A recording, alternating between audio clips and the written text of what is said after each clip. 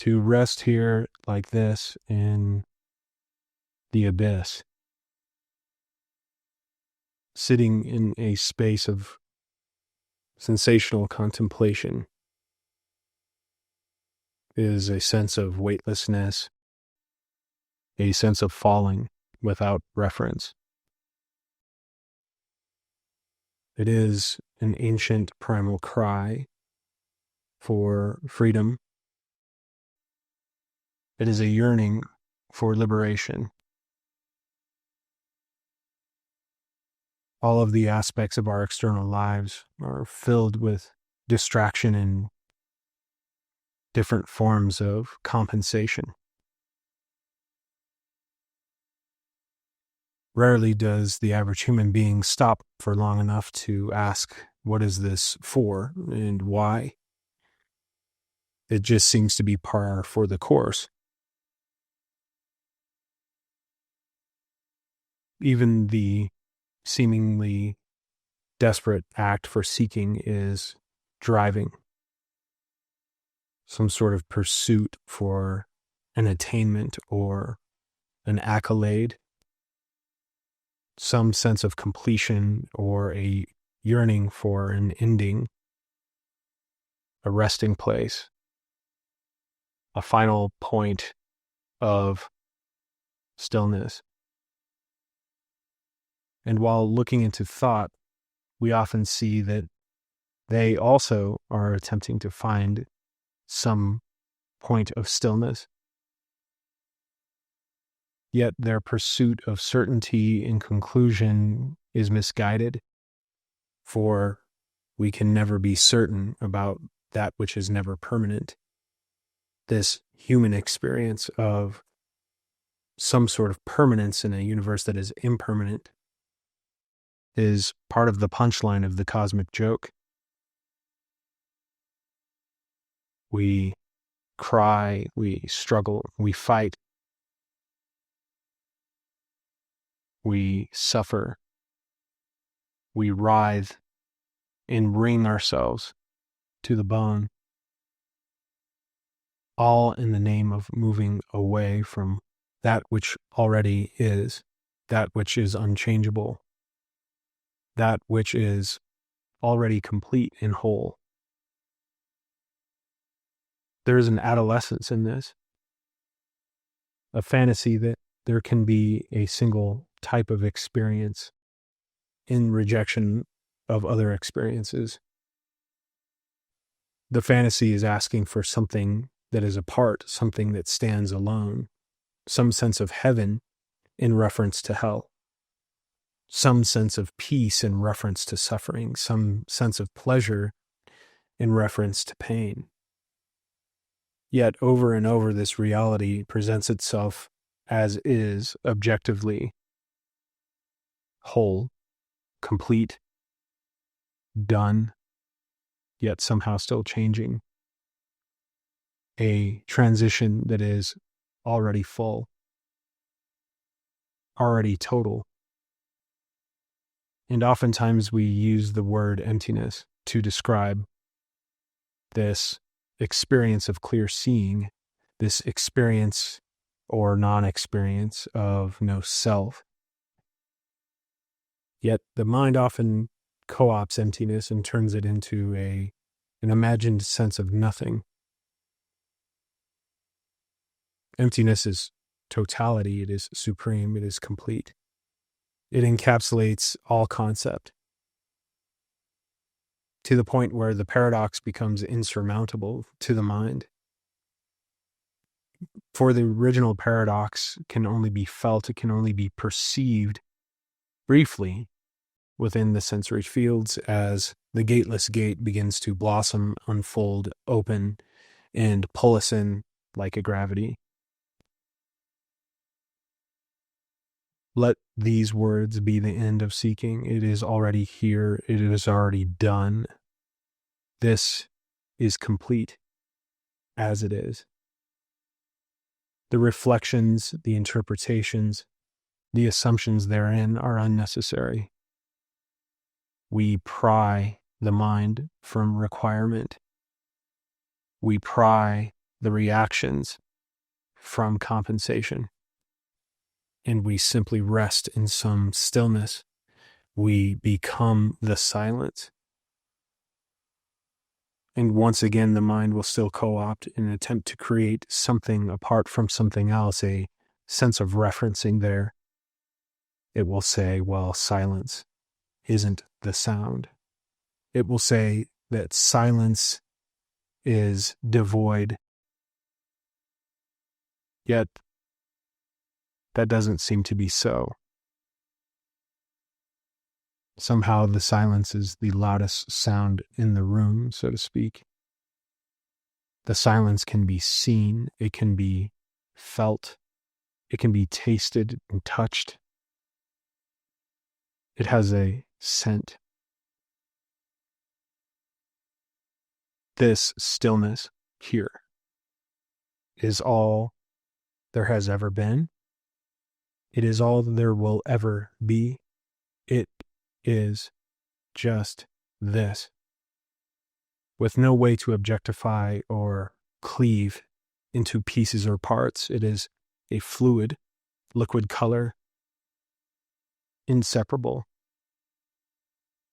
It permeates all senses of solidity.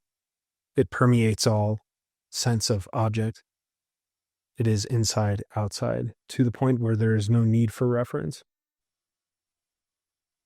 It all comes down to reflection and reference. The mind is just playing a game. It's attempting to create a sense of separation for the sake of play. And until we realize that this is but a game, we suffer. Until we settle into the absurdity of this cosmic joke, we will continue writhing on the ground. We will continue consuming the dirt and chewing the gravel. So this is a call for silence. This is a call for stillness, and the paradoxes therein reveal themselves through sensational experience to the point where there is no one to experience. This is a call for engagement. This is a call for immersion. For the mind illustrates us as a fish flopping around on the sandy beach. It wants us to somehow be something other than we are. It wants us to be something other than human. And this is all in the name of protection. Its only way of perceiving or orienting is to impose a sense of separation. And in that imposing of separation is some sense of survival, some sense of protection. Yet ultimately, it makes us feel as if we stand entirely alone and are somehow isolated from the love of God, from the absolute connection of all that is and all that is not. Allow yourself to entertain thought as simply suggestion. Recognize the fleeting nature of these suggestions and move as thoroughly and deeply into your reality in whatever physical sense is being presented until you penetrate and drop through once again into infinite potential of emptiness. The contradictions along the path are always going to be inherent because there is no answer that stands apart. It is all the answer. There is no pleasure in the midst of pain unless the pleasure is pain. Nothing stands apart from the moment as it expresses. As the infinite variety of form begins to arise, we realize that in form nothing is caused or affected. It just doesn't touch. It's simply glitter. It is simply color and bright lights, and seems to fall away into emptiness once again. There is no beginning. There is no ending. There is just infinite transition. There is just metamorphosis.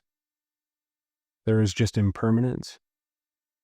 So anytime we get a sense of consistency or permanence, let that be an indication of what we become. Become all things that seem to stand apart. Move attention directly into the sensations that make us feel like we want to retract. Move attention directly into anything that seems to be other than. In the midst of conversation, in the midst of relationship, become them.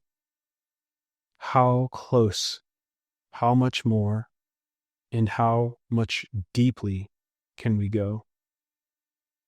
And you will soon find that this is this, is this, is this, is this, is this, is this, is this, is this.